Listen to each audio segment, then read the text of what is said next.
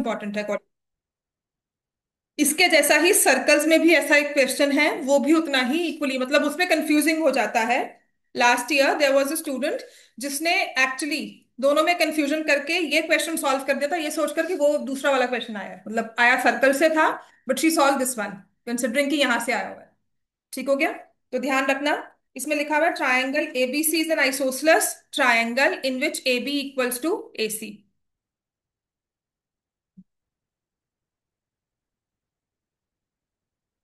और जो exterior angle है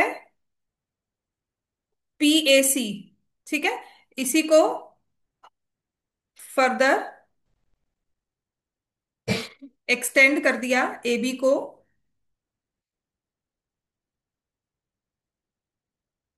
ये पॉइंट हो गया पी, और इस एक्सटीरियर एंगल को हमने बाइसेक्ट कर दिया। समझ में आ गया?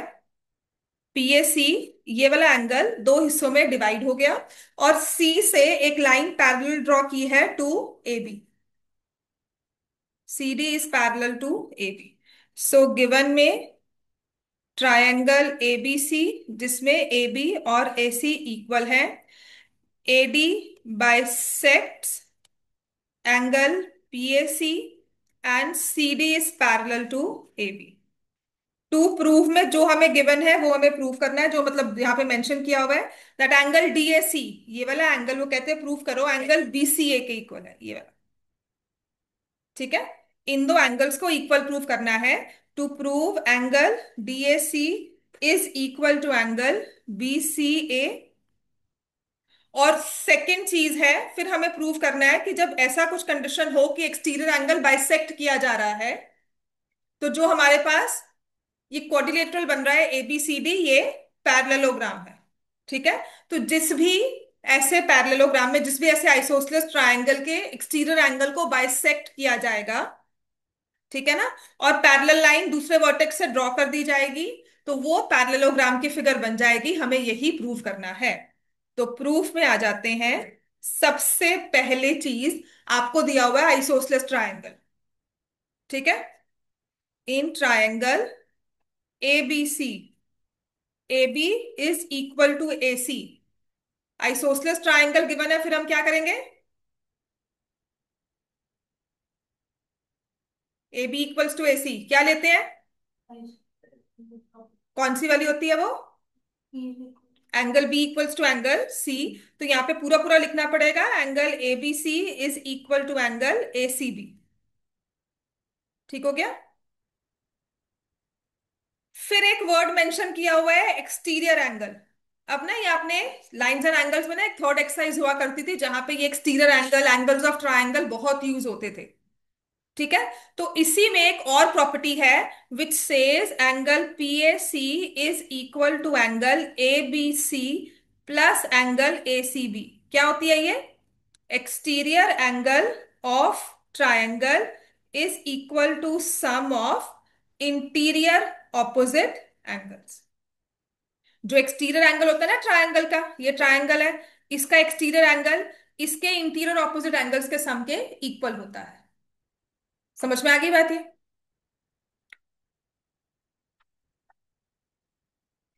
एक्सटीरियर मतलब मान लो ये तुम्हारा एक्स है, ये वाई है, तो ये एंगल होगा एक्स प्लस वाई, क्योंकि ये एंगल लीनियर पेयर के साथ क्या आ जाएगा? 180 माइनस एक्स प्लस वाई।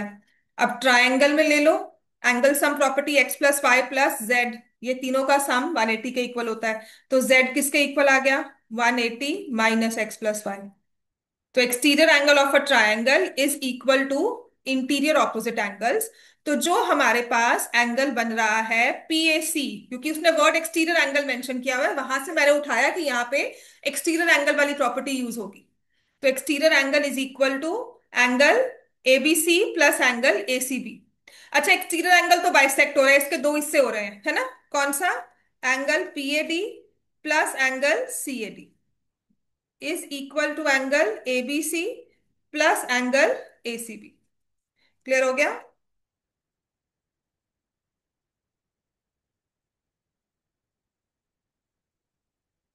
इतना क्लियर हो गया बेटा सबको? ठीक है, angle PAD plus angle CAD is equal to angle ABC plus angle ACB.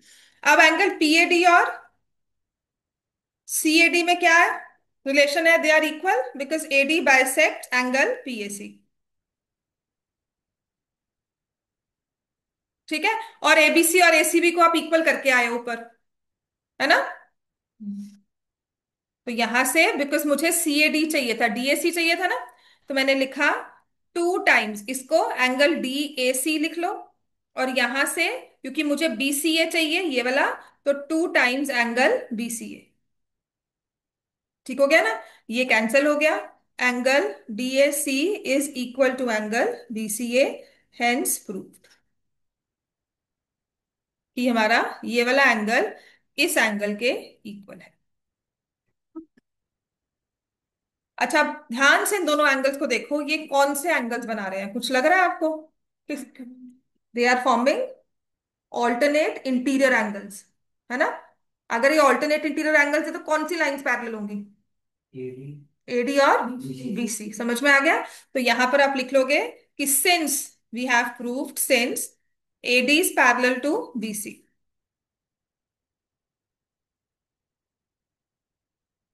ठीक है ना, ये प्रूव करना है ना यहां से, since angle DAC is equal to angle BCA. ठीक है, तो लिख देंगे and they form a pair of alternate interior angles, therefore AD is parallel to BC। Samaira, मैंने ना लीनियर इक्वेशंस की वर्कशीट भेजी हुई है तुम्हें। समायरा,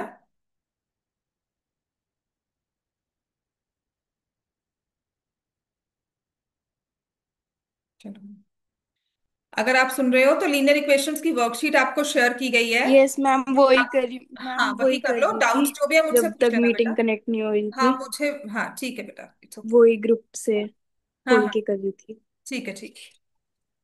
ठीक है, AD is parallel to BC आ गया, और आपको दिया हुआ है A B is parallel to C D, ये इसको पैरेलल है, ये तो गिवन है, ये हमने प्रूव कर दिया। तो ए बी सी डी क्या बन जाएगा? Parallelogram, both pair of opposite sides are parallel. ठीक है। अच्छा, कल के लिए होमवर्क है तो मैं वर्कशीट शेयर कर दूंगी, मैंने थर्ड वर्कशीट शेयर नहीं की। ठीक है, एक,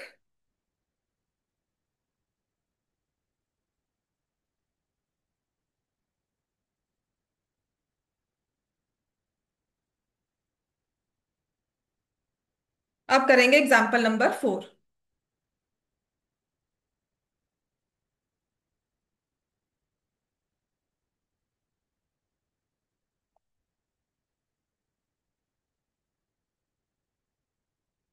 इतना क्लियर हो गया सबको? ये एग्जाम्पल 4 करना है, ये भी इंपॉर्टेंट है और इजी भी है, क्योंकि लाइंस एंड एंगल्स में ऐसा कुछ करके आए हो। ठीक है, एग्जाम्पल 4 में ना दो पैरेलल लाइंस गिवन है आपको, एल एन एम, तो हमने पैरेलल लाइंस ड्रॉ कर दी।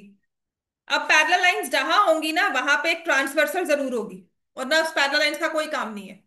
सीरियसली, आप मैथ्स में सोचो, अगर आपको पैरेलल लाइंस दिया तो कहीं ना कहीं ट्रांसवर्सल के साथ एंगल्स दिए होंगे।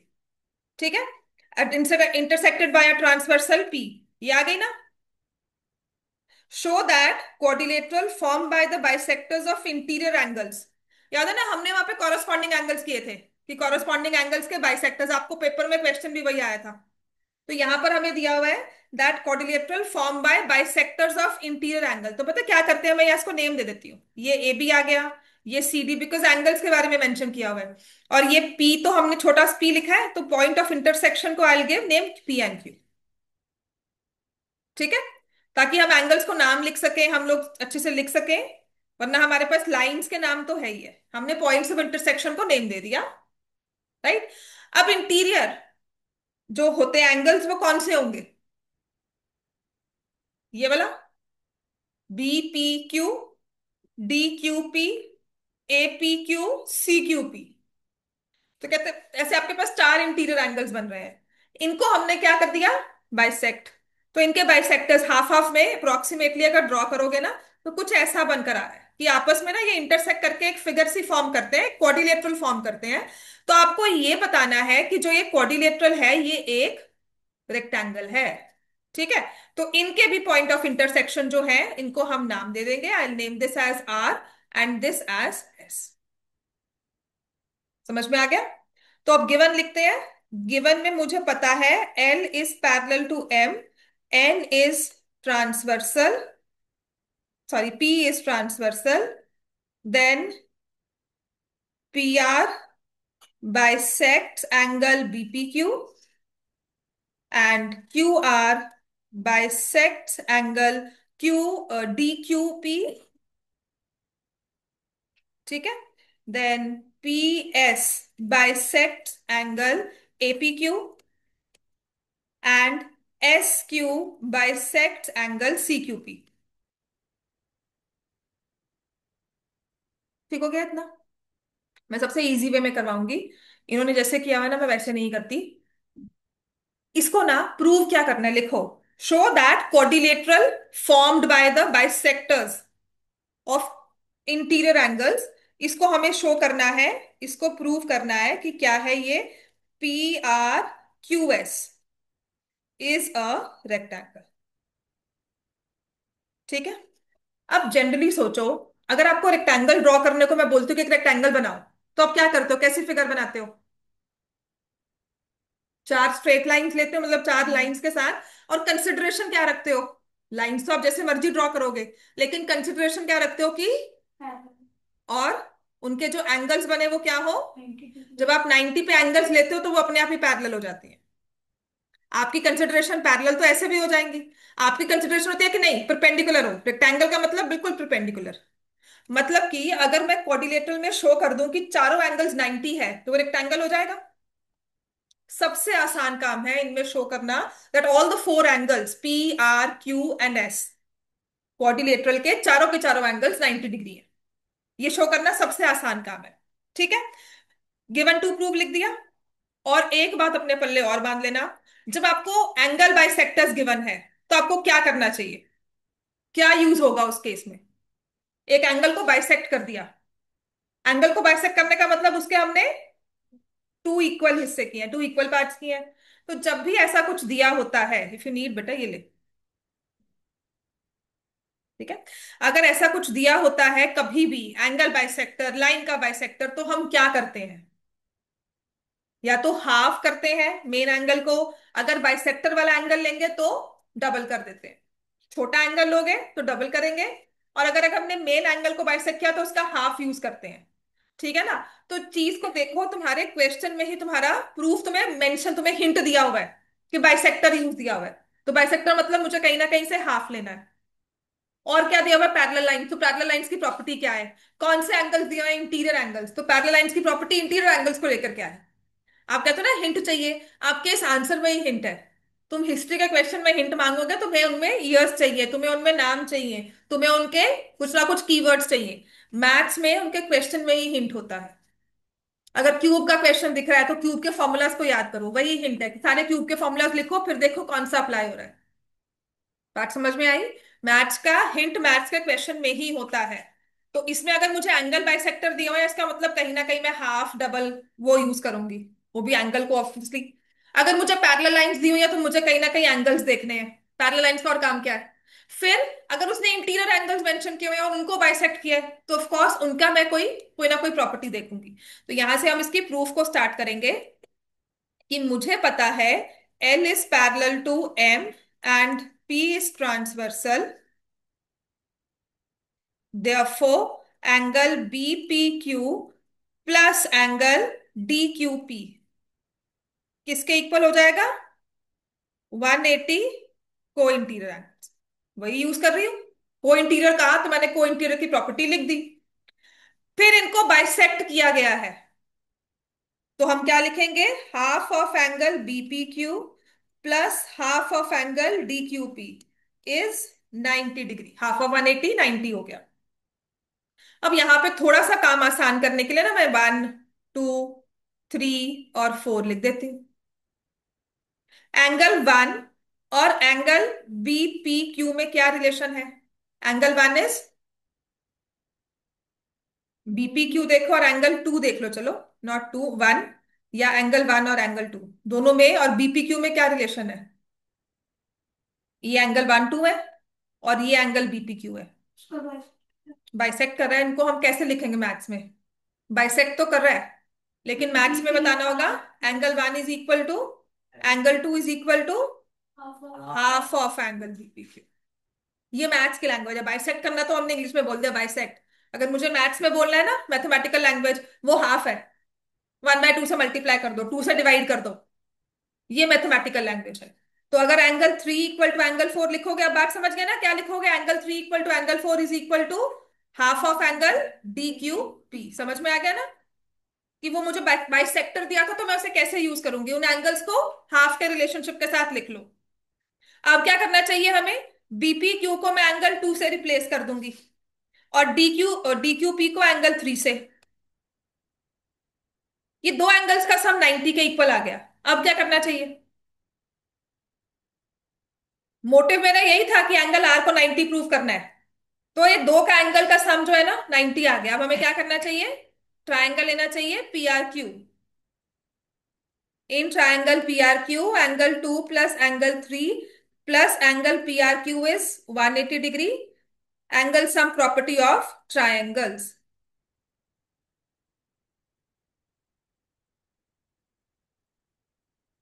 Angle two plus angle three 90 है।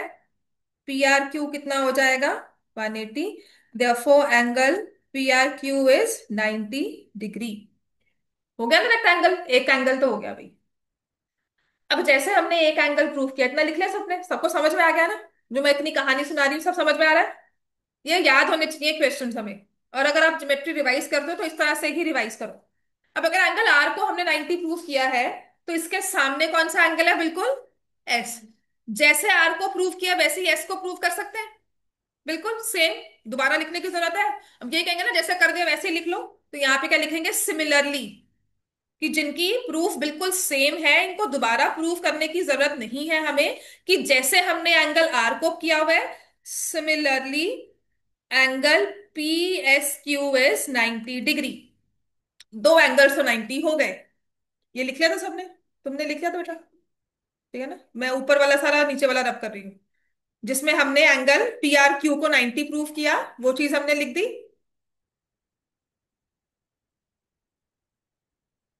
ठीक है। Similarly P S Q 90। अब बचा ये एंगल एस पी आर। इसको कैसे प्रूव करें? ये वाला एंगल हमें प्रूव करना है। तो मैं ना ये चारों एंगल्स लेती हूँ। यहाँ पे फोर आ गया, इसको फाइव, इसको सिक्स। नंबरिंग हम अपनी ईज के लिए ले रहे हैं, लेकिन उस नंबरिंग का कोई मतलब नहीं रह जाएगा अगर हमने फिगर में उसको शो नहीं किया।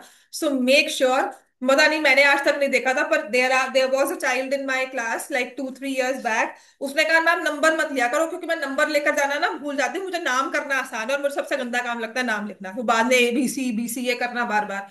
मैंने एंगल वन देखा बिकॉज मेरा प्रूफ रेडी है। बार बार वो एबीसी एसी भी करते करते हम प्रूफ में गुम हो जाते हैं। तो नंबरिंग बहुत जरूरी है।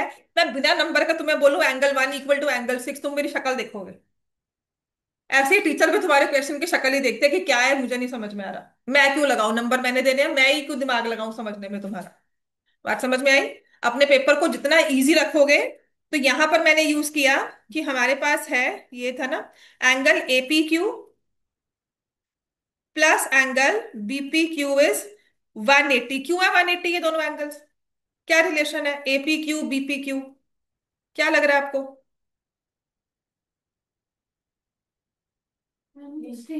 स्ट्रेट लाइन को क्या बोलते हैं अगर दो एंगल्स हो? तो लीनियर पेयर। हाँ, तेरा दिमाग सच में चल रहा है। तो फिर से हाँ, half of angle AP Q. तो ये कहना ना कि मैथ्स नहीं आती, सबसे गलत काम होता है, बिकॉज हम समझते नहीं सच में। आपको ठीक से पढ़ाया नहीं गया। अगर तुम्हें सच में समझाया जाए उसके पीछे का लॉजिक और प्रैक्टिस रेगुलरली करो, तो मैथ्स बिल्कुल आएगी। So half of angle AP Q plus half of angle BP Q, दोनों को हाफ कर लिया। अब आपको क्या लगता है कौन से एंगल लेंगे? एंगल सिक्स लेंगे या एंगल फाइव लेंगे? अगर half of angle AP Q लेना है, मैं किसको सिलेक्ट करूं, सिक्स को या फाइव को?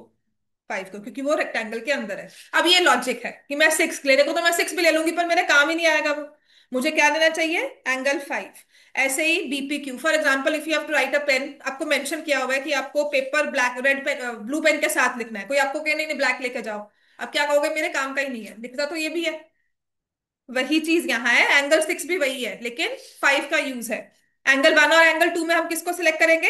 एंगल 2 को। और इन दोनों के साथ मेरा ये एंगल कौन सा बन गया? Angle SPR. ये भी 90 बन गया, तीसरा एंगल भी 90 आ गया। यहां पे बस ये रीजन मेंशन कर देना, why have taken angle 5 as half of angle APQ, and angle 2 तो आपने मेंशन किया ही हुआ है, हाफ ऑफ एंगल बीपीक्यू। ठीक है, बिकॉज हमें बाइसेक्टर्स गिवन है। अब जैसे एसपीआर प्रूव किया, ऐसे ही सिमिलरली हम क्या कर देते हैं?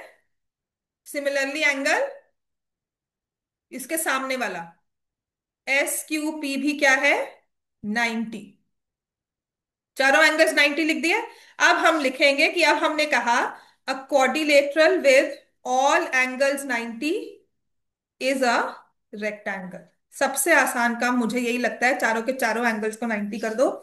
इसने आई थिंक ना आपका पैरेललोग्राम प्रूव करने के बाद, ठीक है, पैरेललोग्राम प्रूव करने के बाद उसने ऑपोजिट एक एंगल को 90 प्रूव कर दिया।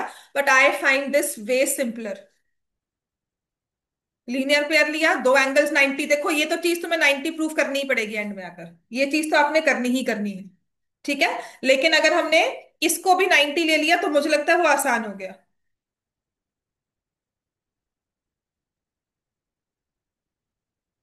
ठीक हो गया बेटा।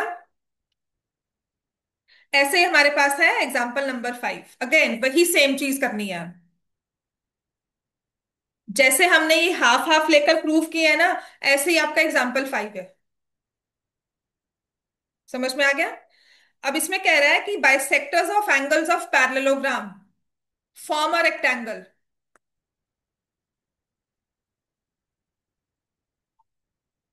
एग्जाम्पल नंबर 5 कि एक पैरेललोग्राम है which is A B C D. ठीक है ना, जैसे इसने लिखा मैं वही ले रही हूँ, वैसे मेंशन नहीं किया हुआ क्या नाम है, तो अपनी मर्जी से लेना है। So I take a parallelogram A B C D. अच्छा, क्या पैरेललोग्राम के डायगोनल्स एंगल बाइसेक्टर होते हैं? क्या पैरेललोग्राम के एंगल्स के बाइसेक्टर्स या डायगोनल्स क्या एंगल्स को बाइसेक्ट करते हैं? नहीं करते।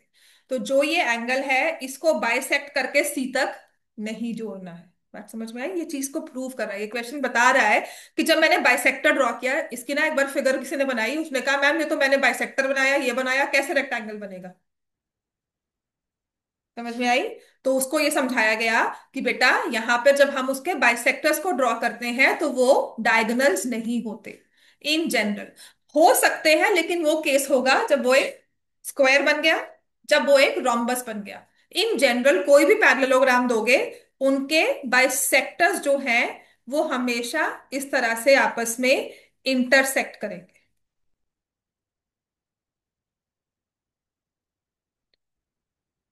ठीक करेंगे।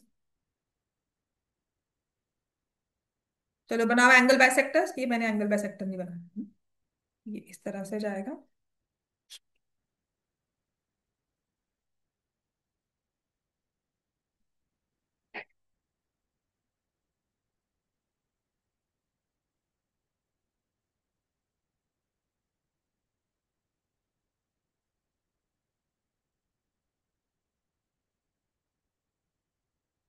समझ में आ गए? डी से मतलब ऑपोजिट वर्टिसेस वाली ना बाइसेक्टर्स को पैरेलल कर देना, सबसे इजीली फिगर ड्रॉ हो जाएगी। कैसे? जो जो ऑपोजिट वर्टिसेस से बन रहे हैं ना, उनको पैरेलल करनी है लाइंस।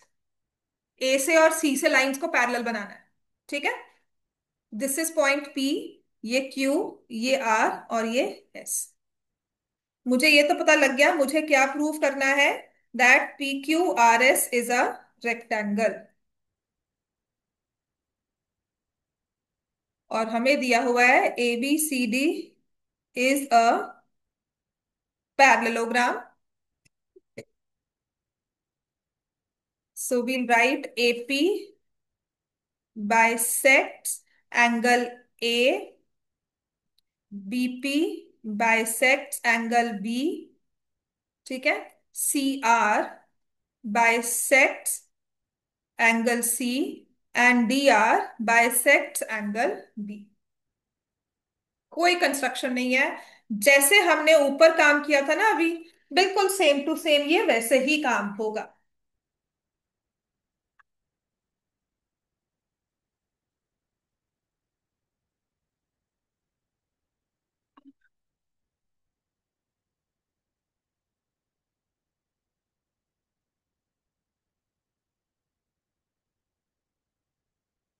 ठीक है। अब रेक्टेंगल शो करने के लिए ना आपने सारे एंगल्स को 90 शो करना है। अब आप सिर्फ इस पर फोकस करो, एंगल पी पे, इसको 90 शो करना है तो क्या होगा। जैसे पहले करके आए हो ना पिछले क्वेश्चन में, वैसे ही हम करेंगे। एंगल बाइसेक्टर्स है तो हाफ्स लेंगे। ठीक है। तो पैरेललोग्राम में एंगल्स के बारे में क्या प्रॉपर्टी है। तो मैंने कहा ना आपको लीड जो है आपके क्वेश्चन से मिलेगी, कैसे कि एबीसीडी पैरेललोग्राम है और बात एंगल्स की हो रही है। उसने साइड्स के बारे में तो कुछ नहीं पूछा। तो एंगल्स के बारे में पैरेललोग्राम की दो प्रॉपर्टीज है, क्या है। 90 डिग्री तो होते ही नहीं। पैरेललोग्राम की एंगल्स को लेकर दो प्रॉपर्टी होती है, कौन सी होती है। Opposite angles are equal. प्रभगीत कौन सी होती है। और opposite angles are equal, and दूसरी साथ वाले एंगल्स को क्या बोलते हैं, एडजेसेंट एंगल्स आर सप्लीमेंट्री। ठीक है, साथ वाले एंगल्स जो है मतलब adjacent angle supplementary. Adjacent angles का मतलब है हमारे पास आ गया ये angle D A B B C A 180 हो गया, और इन्हीं के एंगल बाइसेक्टर्स गिवन है। तो कहीं ना कहीं से हमें वही चीज यूज करनी है। So we know angle D A B plus angle C B A is equal to 180 degree. Adjacent angles of parallelogram are supplementary। ठीक है, पूरा वर्ड लिख देना। अब यही एंगल्स को हमने बाइसेक्ट किया है। बाइसेक्ट करने का मतलब हम क्या लिखेंगे।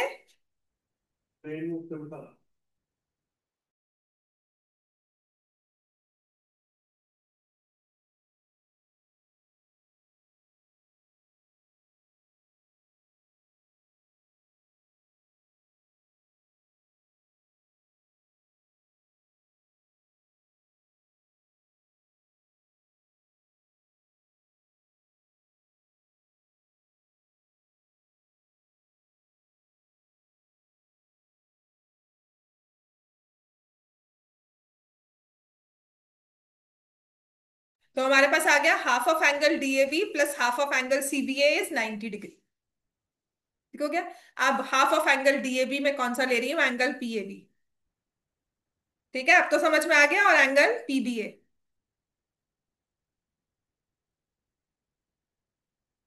इसके बाद तो बता दो क्या करेंगे अब। ये दो एंगल्स ले लिए हमने, ये और ये वाले, इनका क्या यूज है। सप्लीमेंट्री तो लेकर उसको हाफ किया, 90 सम आ गया।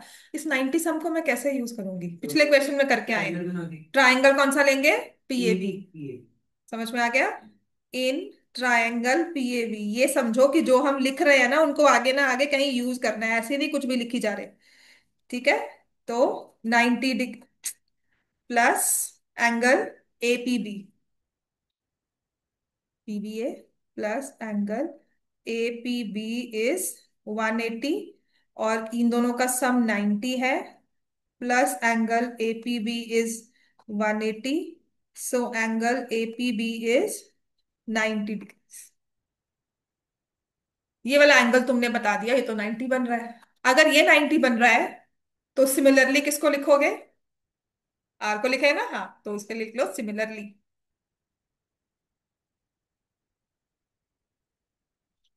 सिमिलरली एंगल डीआरसी, है ना, एंगल डीआरसी इज 90 डिग्री। एक और एंगल है जिसको सिमिलरली लिखेंगे, कौन सा, कि जैसे हमने इस एंगल को 90 किया है, ऐसे ही एंगल एएसडी को भी तो 90 कर सकते हैं, है ना। सिमिलरली एंगल एएसडी इज 90, क्योंकि ये भी तो एडजेसेंट एंगल्स के साथ ही बन रहा है। सिमिलरली वही कि ये दो एंगल्स ले लिए, इनको हाफ कर लिया, लेकिन मुझे तो इस वाले एंगल के पास आना है। ठीक है। तो यहां पर ये लिखना जरूरी होता है, angle A S D is equal to angle P S R is equal to 90 vertically opposite angles. अब यहां पर या तो सिमिलरली लिख लो या एंगल सम प्रॉपर्टी लगा लो क्वाड्रिलेटरल्स की, कि सिमिलरली हम कह सकते हैं angle P Q are is 90 degree. तो डीआरसी को जहां 90 लिखा है ना, डीआरसी की जगह मैं लिख दूंगी एस आर क्यू। ठीक है। तो मैंने एस आर क्यू को 90 ले लिया, पी एस आर को 90 ले लिया, पी क्यू आर को 90 ले लिया, जहां एपी भी लिखा था उसको लिख रही हूं S P Q.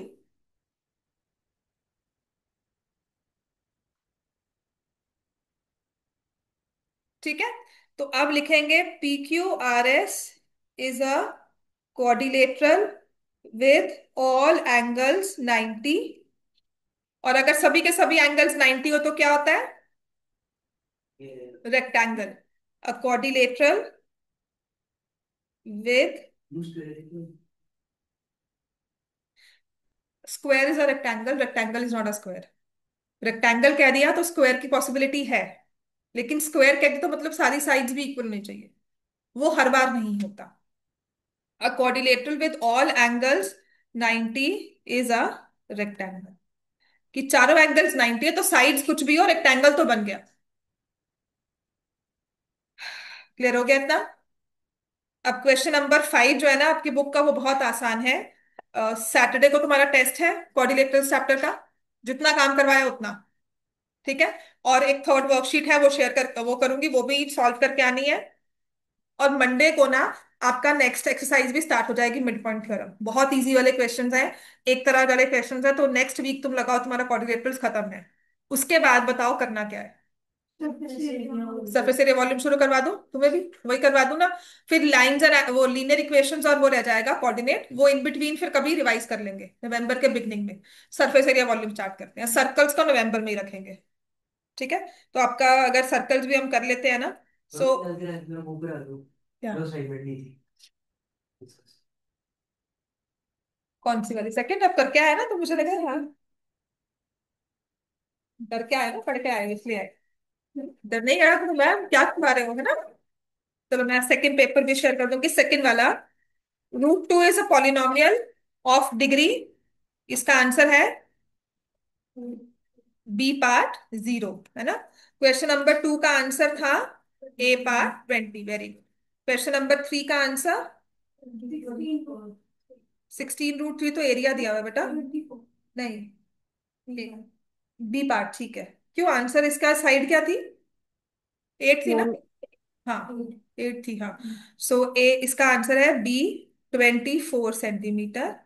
Question number 4 का answer width of the bars have no significance. Bar graph में कोई सिग्निफिकेंस नहीं होता। ये समझ में आया। बार ग्राफ होता है जब आप सिर्फ कोई ना कोई इंफॉर्मेशन ऐसे ईयर वाइज शो करते हो प्रॉफिट्स को।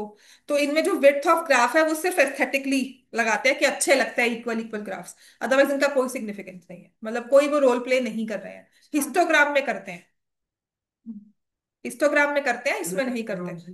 हाँ, ये स्टैट्स हैं, तुमने इसको मिस किया है, हाँ। तो स्टैट्स भी एक बार रिवाइज करवा दूंगी। मुझे टाइम लग नहीं रहा है रिकॉर्डिंग्स अपलोड करने का, सीरियसली कहूँ तो। Question number 5, √7 I try. अगर स्टैट्स की रिकॉर्डिंग आई थिंक अपलोड की हुई है मैंने, मैं देख लूंगी, मुझे याद नहीं बेटा। क्वेश्चन नंबर 6 का आंसर क्या है? ए पार्ट है ना? 6 AB 2A - B। Question number 7 का आंसर क्या है? सी पार्ट है, 1344। क्वेश्चन नंबर 8 तो मैंने क्लास में करवाया था, क्या होगा? GFE का आंसर बी पार्ट 60 डिग्री। देखना पैरेललोग्राम के बीच में पैरेललोग्राम है, ये एंगल 60 है। बड़े वाले पैरेललोग्राम को देखो तो ये ऑपोजिट एंगल्स है, इक्वल होंगे। छोटे वाले को देखो तो ये ऑपोजिट एंगल्स है, इक्वल होंगे। तो ये 60 डिग्री आ गया। Then question number 9, C part ठीक है। क्वेश्चन नंबर 9 का है C part 10 degree. Question number 10 का आंसर क्या है? C part again 2 raised to power 1/6। क्या हो गया? क्वेश्चन नंबर 11, बी पार्ट है, बिल्कुल ठीक है। Question number 12, assertion reasoning. A part mark करोगे। Question number 13। हाँ जी, प्रूव कर दिया इसको। कैसे प्रूव किया? हाँ, तुमने प्रूव किया इसको कैसे? 12 तक ही किया, वेरी गुड। हाँ, 13th। फटाफट से करो, अभी टाइम है इतना तो। एक आइसोसलेस ट्रायंगल में ऑल्टीट्यूड ड्रॉ किया गया है।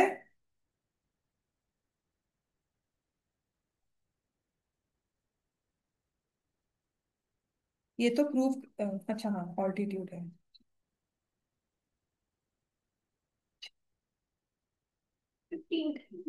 हाँ, 15th में करना। तो आप एक ट्रायंगल ड्रॉ करोगे आइसोसलेस, उसमें ऑल्टीट्यूड बनाओगे। कर लिया था 15th क्वेश्चन, वो 13th। कर, फिर बैठ करोगे। आपने किया हो? आपने कहा।